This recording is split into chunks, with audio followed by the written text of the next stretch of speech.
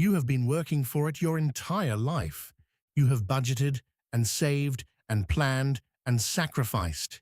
You have taken the courses, read the books, followed the advice of people who told you they knew the way. You have worked harder than most people around you and wondered quietly why the results never seemed to match the effort. And somewhere in the back of your mind, beneath the plans and the strategies and the next attempt, there is a question you have never said out loud. What is wrong with me? Why does money come easily to some people and feel like a constant battle for me? Why does it arrive and then disappear? Why does the ceiling always appear just when things seem to be moving? Why does it feel like no matter what I do, I end up back in the same place? I will tell you why. It has nothing to do with your strategy, nothing to do with your effort, nothing to do with the economy or your background or the opportunities available to you. It has everything to do with who you believe you are. You have been chasing wealth as though it is something that exists out there, separate from you, waiting to be caught if you are fast enough or smart enough or disciplined enough. But wealth is not out there. Wealth is an identity. It is a state of being. It is something you are before it is something you have. And you have been living from a different identity, an identity built on lack and struggle, and the quiet certainty that money is hard and life is a fight for so long that it feels like reality itself. It is not reality, it is a story. And today, that story ends. Because I am going to show you exactly who you need to become on the inside. Exactly how a wealthy person thinks, feels, and sees the world. And exactly how to step into that identity starting tonight, before a single number in your bank account changes. Because that is the order that works. Not wealth first, then the identity. Identity first. Always identity first. And by the end of this video, you will understand not just why that is true, but precisely how to do it. Let me ask you something. Think of someone you know or know of who seems to attract money naturally. Not someone who inherited it. Not someone who got lucky once. Someone who consistently, repeatedly, across different circumstances and different seasons of life, ends up with more. Now think about how they carry themselves, how they talk about money, how they make decisions, how they respond when things go wrong financially, how they see opportunities that other people walk right past. There is something different about them. And it is not their intelligence, it is not their connections, it is not even their work ethic, though they may work hard. It is their relationship with wealth itself. They do not chase money. They expect it. They do not treat it as something scarce that must be fought over. They treat it as something that flows naturally toward people who are ready to receive it. They do not apologize for wanting it. They do not feel guilty when they have it. They do not panic when it is temporarily absent. They have a wealthy identity. And that identity is not the result of having money. It is the cause of it. Now think about your own relationship with money. When you check your bank account and the number is lower than you want, what happens inside you? Is there a familiar sinking feeling, a tightening in the chest, a voice that says, of course, this is just how it always is for me?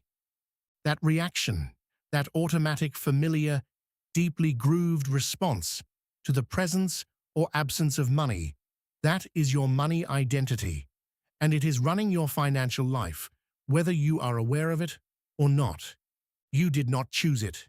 It was handed to you by parents who struggled and passed their fear along without meaning to, by a culture that treats money as the reward for suffering, by early experiences of lack that taught you, at a level beneath conscious thought, that not enough is simply the condition of your life. And you absorbed it, and you ran it. and the world has been faithfully reflecting it back to you ever since. But here is the truth that changes everything. An identity is not a fact. It is a habit, and habits can be replaced. Before I tell you how to change the identity, you need to understand clearly what the wealthy identity actually feels like from the inside. Because most people, when they imagine being wealthy, imagine the things: the house, the car, the account balance, the freedom to do what they want when they want. And those things are real. They will come. But they are not the identity. They are the result of the identity. The identity comes first. And it feels like this. It feels like ease, not laziness, not indifference. Ease. The quiet, unforced certainty of someone who is not fighting for their place in the world because they have already decided they belong there.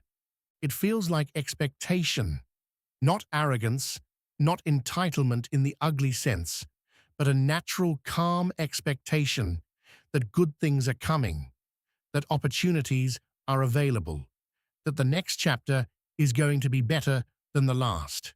Not because life has proven this to them, but because they have decided it is true and they refuse to let the outer world talk them out of it. It feels like gratitude without desperation, a genuine appreciation for what is already present, combined with a complete absence of the grasping, anxious energy of someone who is terrified of losing what they have or never getting what they want. It feels like worthiness, the simple, unquestioned sense that abundance is not something you have to earn through suffering. It is something you are allowed to have, something that is natural to you, something that belongs to you as much as it belongs to anyone. That is the identity, that ease, that expectation, that gratitude, that worthiness. And here is what Neville Goddard understood more clearly than anyone. You do not need the money to arrive before you feel those things. You need to feel those things before the money arrives. That is the whole teaching. That is the entire secret. Feel it first. Assume it first. Be it first. And the outer world, which is nothing more than your inner world made visible, will have no choice but to conform. Now let us look honestly at what is actually running inside you right now, because you cannot replace an identity you have not clearly seen. Think about the last time an unexpected expense appeared: a car repair, a medical bill, something that arrived without warning and demanded money you were not planning to spend. What happened in your body in that moment? For most people, it is immediate: a jolt of fear, a tightening, a cascade of anxious thought that moves quickly from this specific problem to a much larger and darker conclusion. I cannot handle this. I never have enough. This is just my life. Money is always a problem for me.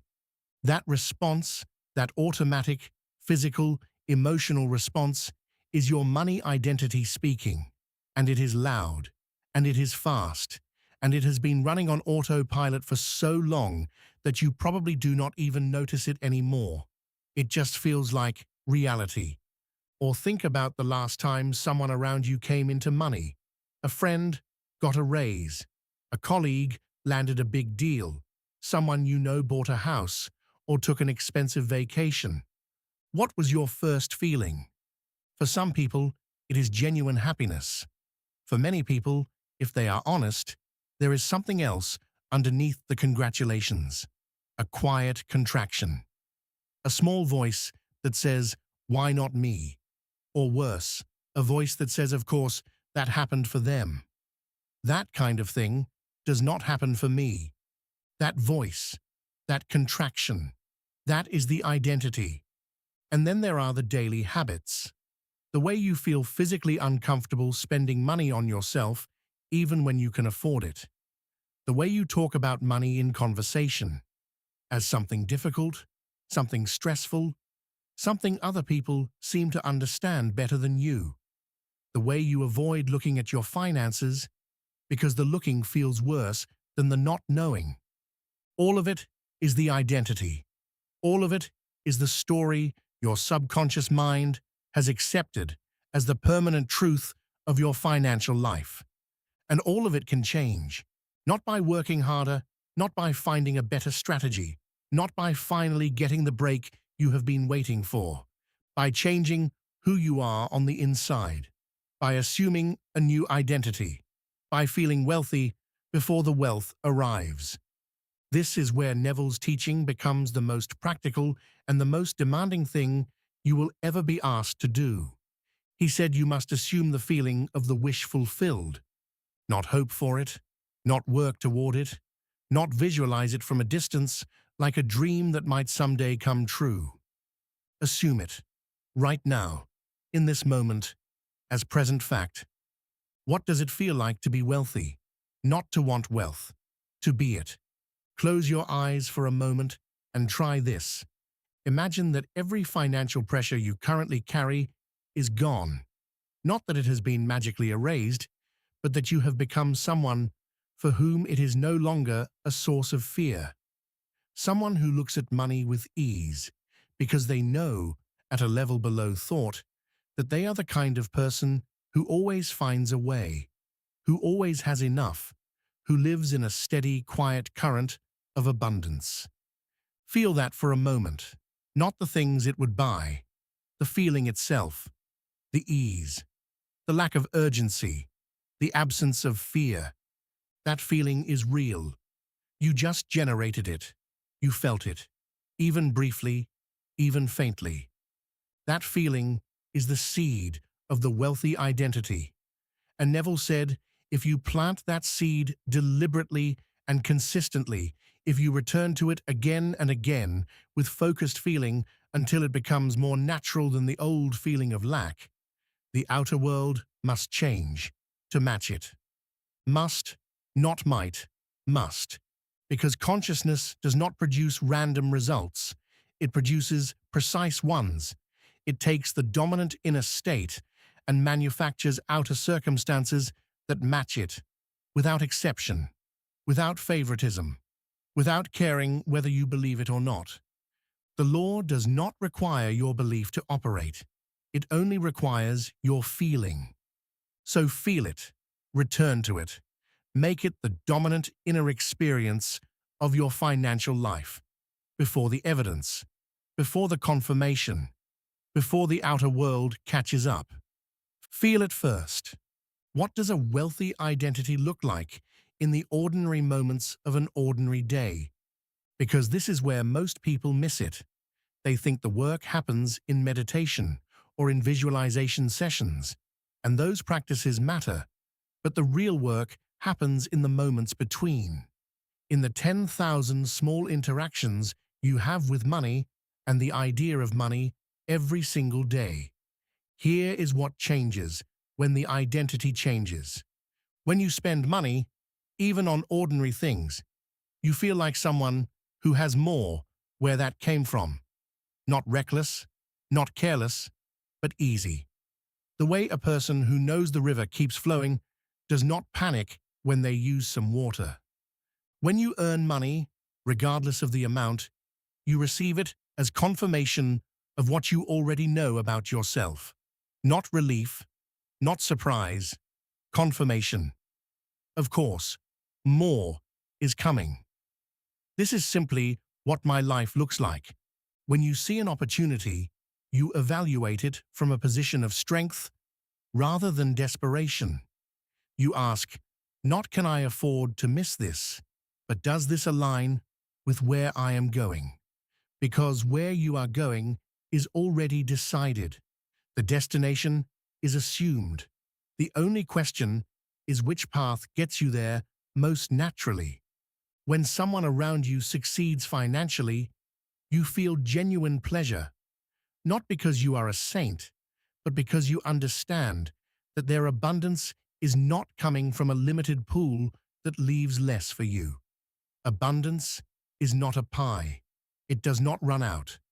Their wealth confirms that wealth is available, which means your wealth is available, which is simply further evidence of the reality you have already decided to live from. And when fear appears, because it will, you do not fight it. You do not shame yourself for feeling it. You simply notice it, acknowledge it as the old identity trying to reassert itself, and gently, firmly return to the feeling you have chosen. That returning, that gentle, persistent, daily returning to the wealthy identity. That is the practice. That is the work. And it works. Every night before you sleep, there is a window. Neville called it the state akin to sleep, the threshold between waking and dreaming, where the conscious mind relaxes its grip and the deeper mind becomes open and receptive in a way it is not during the busy hours of the day. Most people carry their worries into that window. The unpaid bill, the financial pressure, the fear that tomorrow will look like today, and the deeper mind, which does not distinguish between what is real and what is vividly imagined, receives that as instruction and goes to work producing more of it. You are going to do something different. Tonight, as you lie in bed and feel the day releasing its hold on you, you are going to carry a different instruction into that threshold. You are going to feel wealthy. Not imagine a number, not picture possessions. Feel the identity, that ease, that expectation, that quiet certainty of someone who is not fighting for abundance because they have already decided they are it. Let the feeling settle into your body, into your chest and your shoulders and the space behind your eyes. Let it be the last thing you are aware of before sleep takes you. Do not force it. Do not strain toward it. Simply allow it, the way you allow yourself to feel warm when you pull a blanket over you, gently, naturally, without effort. And then let sleep carry it deeper, into the part of you that does not sleep, into the creative intelligence that works through the night, building the bridges between your inner world and your outer one, into the place where identity is formed and reformed and where the story of your life is quietly, constantly being written. Give it a new story tonight, the story of someone who is already wealthy, already abundant, already living in the easy, natural flow of a life that has decided once and for all that enough is not the ceiling. Enough is the floor. Do this every night, without exception, without impatience, without checking the outer world the next morning for signs that it worked. It is working. Trust the process. Return to the feeling. Sleep in it. The mind you carry into each day is the mind that builds the day.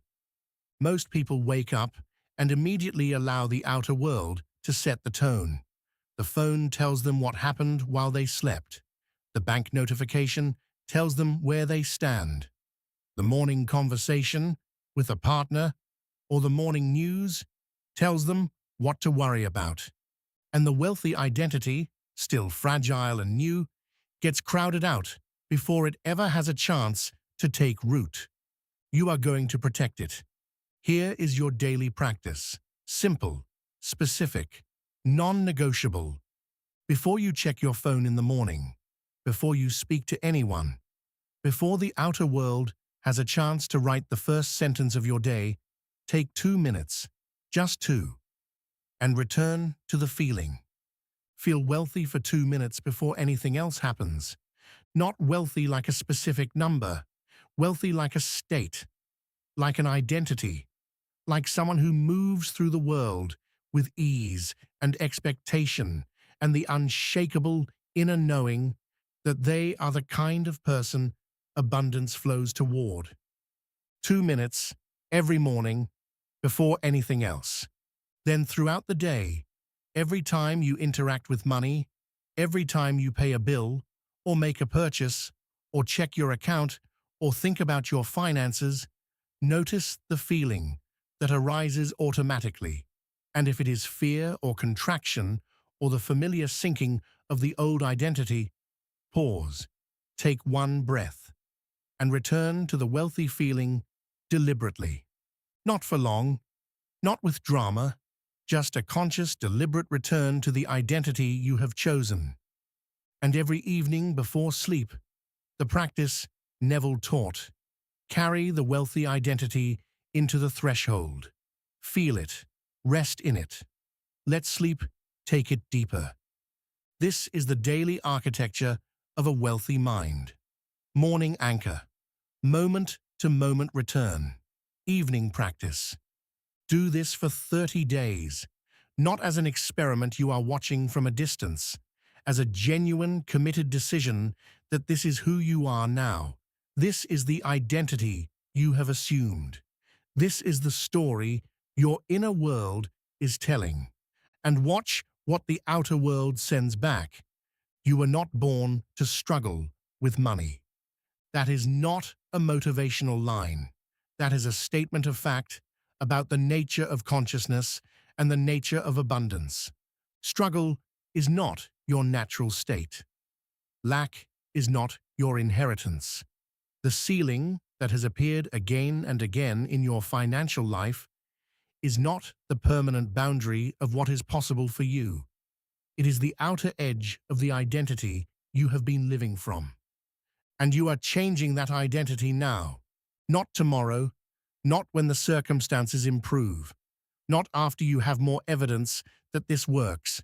Now, tonight, from exactly where you are. You are assuming the identity of a wealthy person, not performing it, not pretending, genuinely assuming it at the level of feeling, at the level of inner knowing, at the level where the creative power of consciousness actually operates. You are deciding once and for all that wealth is not something you chase, it is something you are. You are deciding that money is not your enemy or your master or the thing that determines your worth as a human being. It is energy. It is a reflection of inner state. And your inner state is changing. You are deciding that the old story, the story of lack and struggle and the ceiling that always appears, is over. Not because the outer world has changed yet, because you have changed, because the identity has shifted, because the assumption has been made. And now the outer world has a new instruction to follow. It will follow it. It always does. Begin tonight, return tomorrow. Stay in it. You are already wealthy. You just have to catch up to what you already are.